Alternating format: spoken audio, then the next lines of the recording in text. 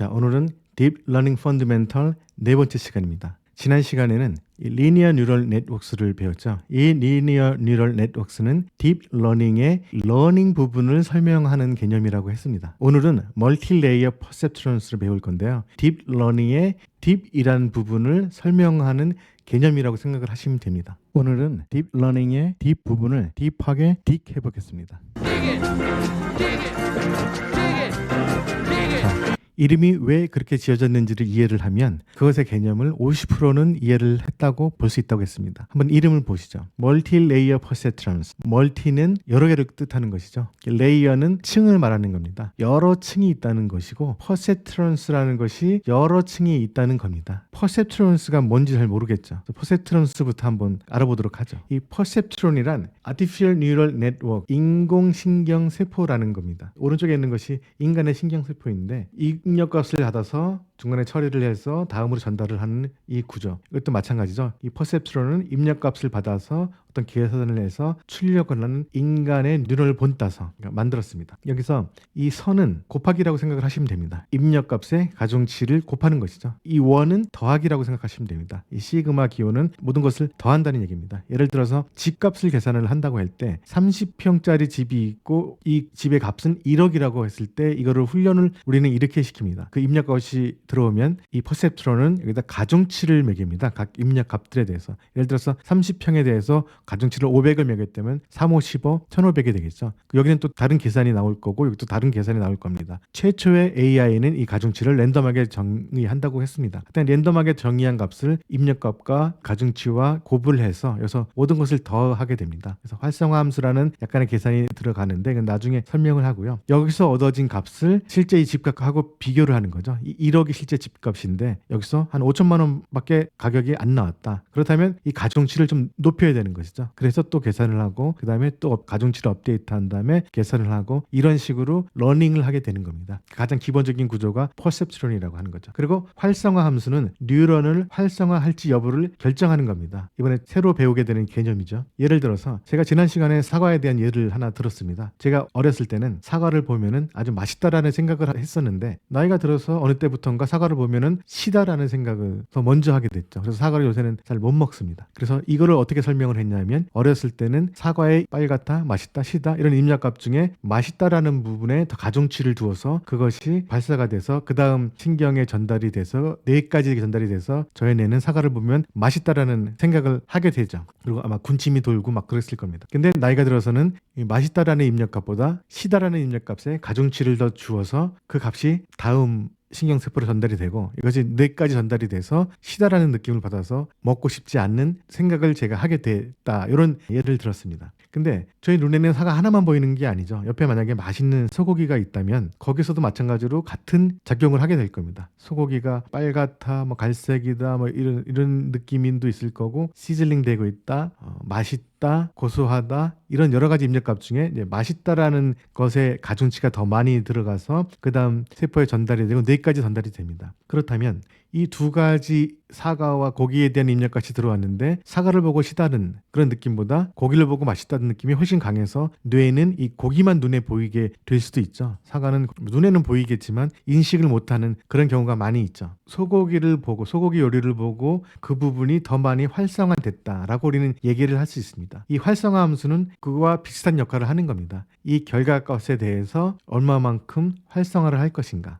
라는 부분을 결정을 하는 게 활성화 함수입니다. 사과를 보고 느낀 것을 그 다음 세포로 발사를 할 것인지 아니면 소고기를 보고 느낀 점을 활성화시켜서 그 다음 세포로 발사할 것인지를 결정하는 역할이 이 활성화 함수에서 일어나게 됩니다. 이것은 Vanishing Gradient, 기울기 소실 문제를 해결했다고 하는데 이 부분은 조금 이따가 자세히 다루겠습니다. 이 활성화 함수에는 릴루 함수, 시그모이드 함수, 하이퍼볼릭 탄젠트 함수 이렇게 여러 가지가 있는데 이 부분도 조금 이따가 자세히 다루겠습니다. 자, 본격적으로 멀티레이어 퍼셉트론에 들어가기 앞서서 리니어리티와 non-linearity에 대해서 알아보도록 하겠습니다. 리니어리티는 선을 통해서 패턴을 구하는 겁니다. 그 입력값에 대해서 비례해서 결과값이 나오는 경우에는 이 리니어리티로 제대로 된 패턴을 구할 수 있을 겁니다. 근데 실제로 데이터가 이런 식으로 나와 있다면 이 데이터에 대해서는 선으로 뭔가 패턴을 구하기는 힘들죠. 오른쪽에 있는 것처럼 선이 아닌 것으로 어떤 패턴을 구할 수가 있습니다. 나이와 키와의 관계를 한번 예를 들어보죠. 이 아랫부분이 나이라고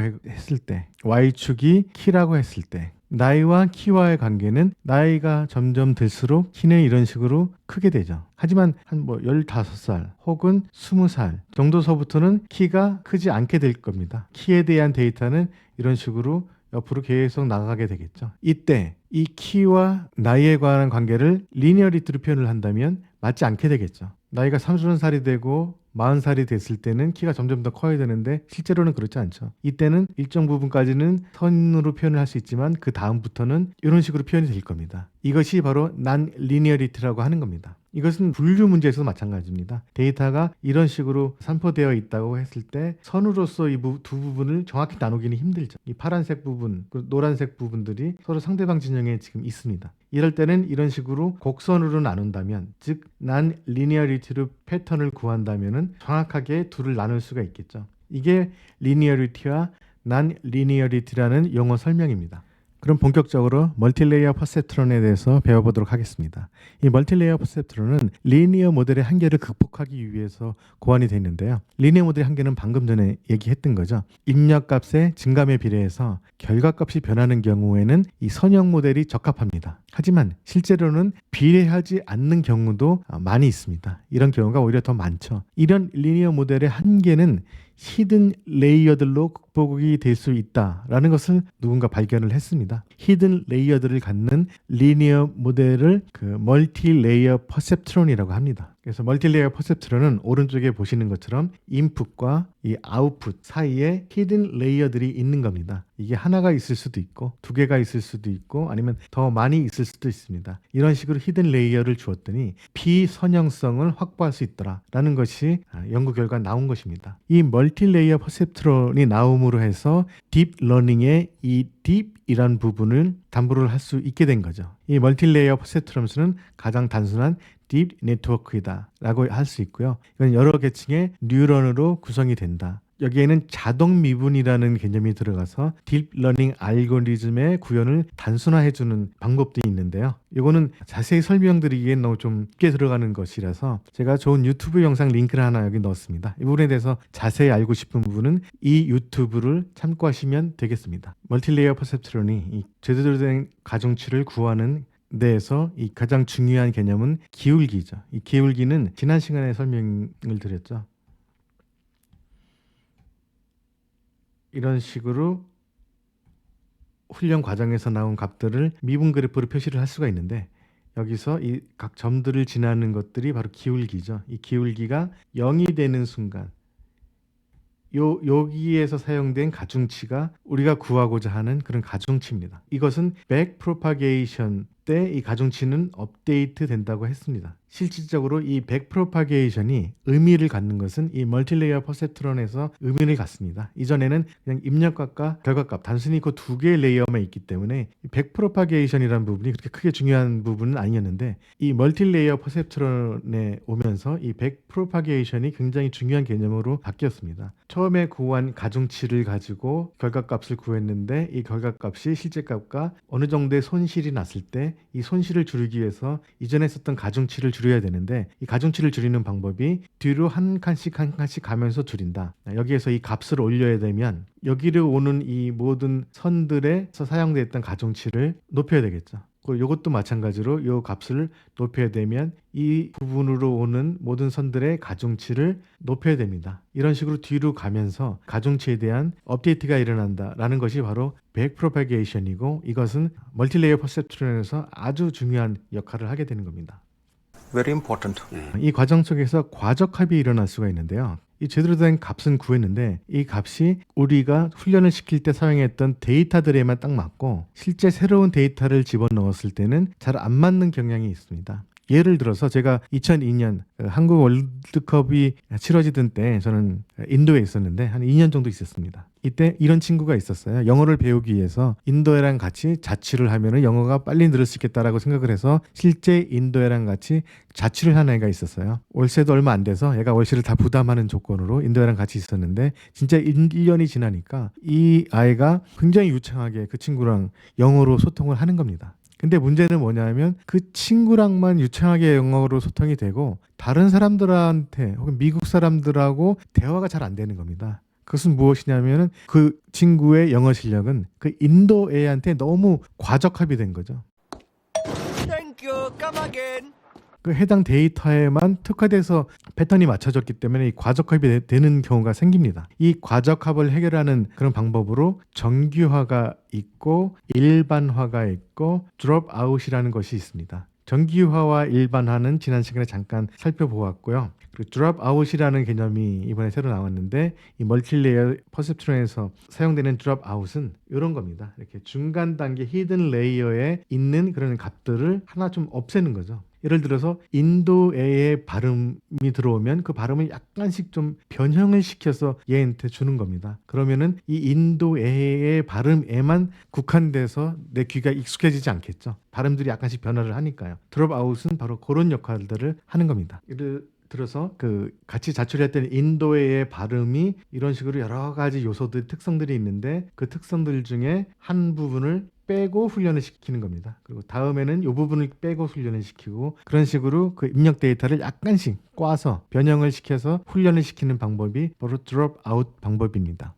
그 다음은 액티베이션 펑션인데요. 이 액티베이션 펑션은 활성화 함수라고 하고 네트워크에 비선형성을 도입하여 복잡한 패턴을 학습할 수 있도록 해주는 겁니다. 이것은 바로 출력 범위를 조절을 하는 건데요. 매개 변수 초기화와 더불어 vanishing gradient problem 해결에 도움이 된다라고 되어 있습니다. 예를 들어서 이런 식으로 이제 미분 그래프가 나온다면 이 AI가 트레이닝을 통해서 하는 일은 이런 식으로 기울기를 계속 줄이는 방법으로 트레이닝을 한다고 했습니다. 이 줄이는 방법은 가중치를 업데이트하면서 줄이는 것이죠. 근데 계산을 하다 보면은 숫자가 너무 작게 움직이거나 뭐 거의 안 움직이거나 해서 이 기울기가 너무 미세하게 움직이거나 그래서 진전이 없거나 아니면 이 기울기 자체가 미분으로 계산을 해야 되는데 계산을 할 수 없을 정도의 그런 작은 변화만 나타난다라고 해서 이 기울기가 소실이 돼버린다라는 문제가 발생이 됩니다. 이게 바로 vanishing gradient라는 건데 vanishing이 없어진다는 얘기죠. 기울기가 없어진다는 겁니다. 이거를 해결할 수 있는 방법은 처음에 매개 변수를 잘 초기화하는 겁니다. 매개 변수는 가중치를 말을 하는 건데요. 이 가중치를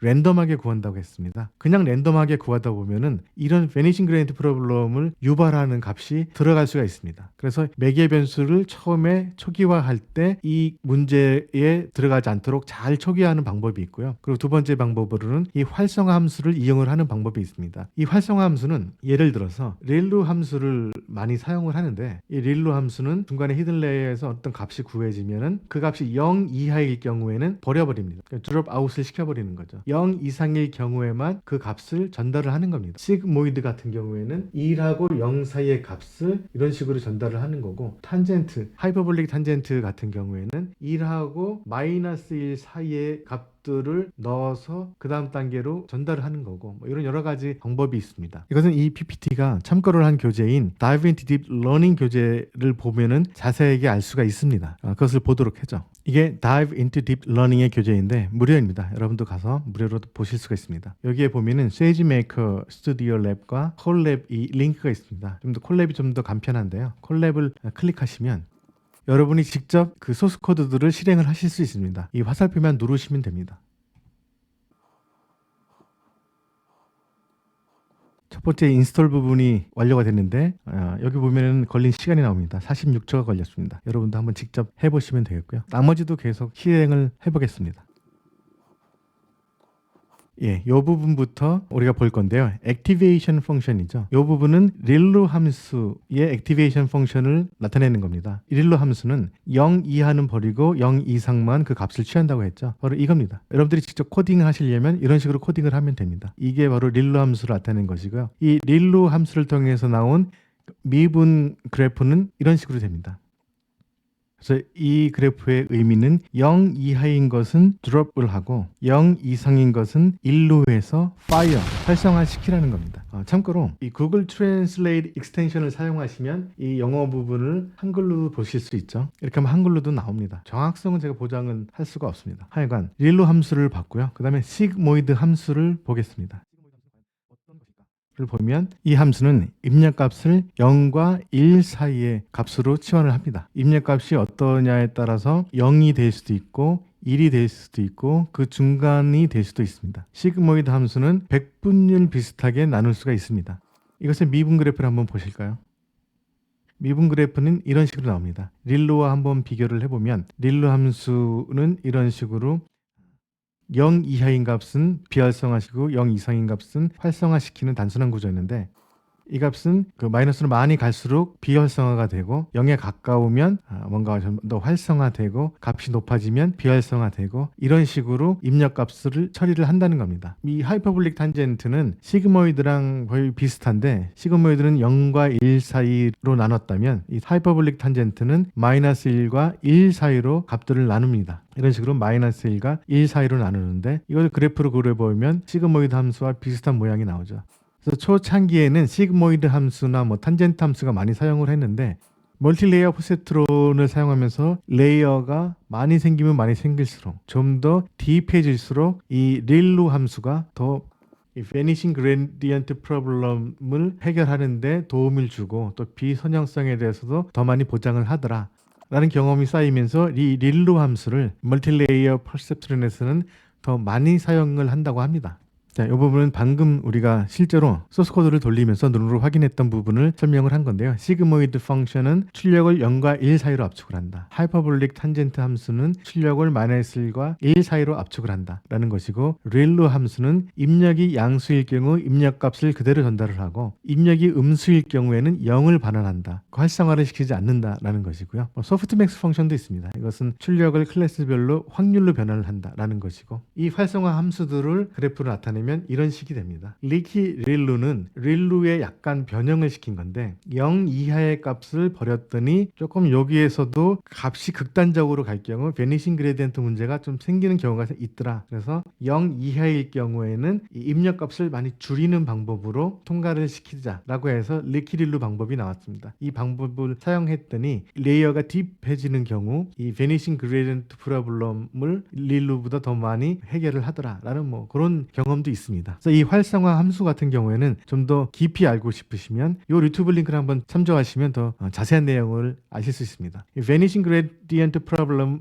이란 무엇인가? 이거는 back propagation 과정에서 gradient, 이 기울기가 소실되어서 가중치가 업데이트 되지 않거나 아주 미미한 값으로 트로하는 현상을 말합니다. 이 vanishing gradient 문제를 해결하는 방법으로는 파라미터 초기화를 잘 하는 것과 그 다음에 활성화 함수를 잘 이용하는 것, 이 두 가지 방법이 많이 사용이 되고 있습니다. 근데 이 멀티레이어 퍼셉트론은 1990년대 실무 환경에서 연구되고 사용되어진 개념이라고 합니다. 왜 이런 옷을 입는 겁니까? 제가요 요즘에 X세대거든요. 저희는 남들의 시선 따위는요 전혀 신경 쓰지 않거든요. 저희는 동일한 패션 따위는 정말 싫어요. 이거 하버드 대학에서요 그 타무터 씨가 정통으로 탄 그 커피 맛이에요. 맞아 그 맛이야. 얘 너도 프린 줄까? 아니 나는 그냥 정통 미제 스타일로 마실래.